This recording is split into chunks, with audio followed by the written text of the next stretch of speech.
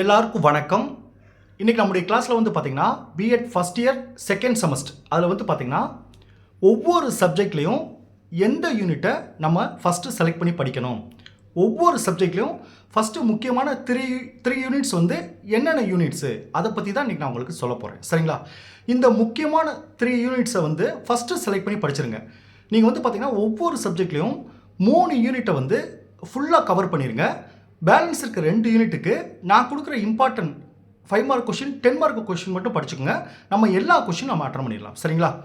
இப்போ இதை பற்றி டீட்டெயிலாக சொல்கிறதுக்கு முன்னாடி நம்முடைய கிளாஸில் புதுசாக ஜாயின் பண்ணுறதுக்கு நிறைய பேர் கால் பண்ணுறீங்க.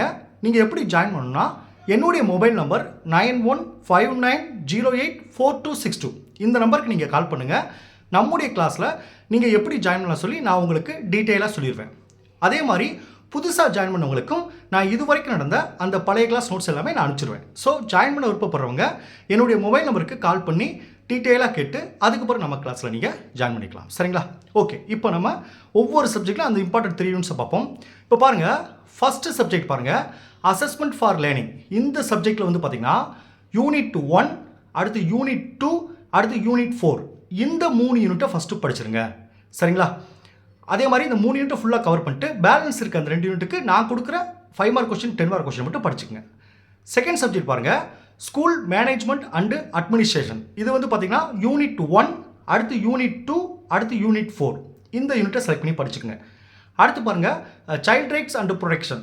இந்த சப்ஜெக்ட் வந்து பார்த்திங்கன்னா யூனிட் 1, யூனிட் 4, யூனிட் 5 இந்த யூனிட்டை செலக்ட் பண்ணி படிச்சுக்கோங்க. அடுத்து பார்த்தீங்கன்னா என்விரான்மெண்டல் எஜுகேஷன். இந்த சப்ஜெக்ட்டில் வந்து பார்த்தீங்கன்னா யூனிட் 1 இந்த சப்ஜெக்ட் வந்து வரிசையாக படிச்சிருங்க. ஃபஸ்ட்டு 3 யூனிட்டுமே சிம்பிளாக இருக்கும். First unit, second unit, third unit இந்த ஆர்டரில் நீங்கள் படிக்க ஆரம்பிச்சிருங்க. அதே மாதிரி நான் இந்த ஆர்டரில் தான் நான் உங்களுக்கு டெஸ்ட் வைப்பேன். அந்த டெஸ்ட்டை மட்டும் எல்லாரும் கம்பல்சரி அட்டன் பண்ணிடுங்க. சரிங்களா? Okay, thank you students. நம்ம அடுத்த கிளாஸில் பார்ப்போம்.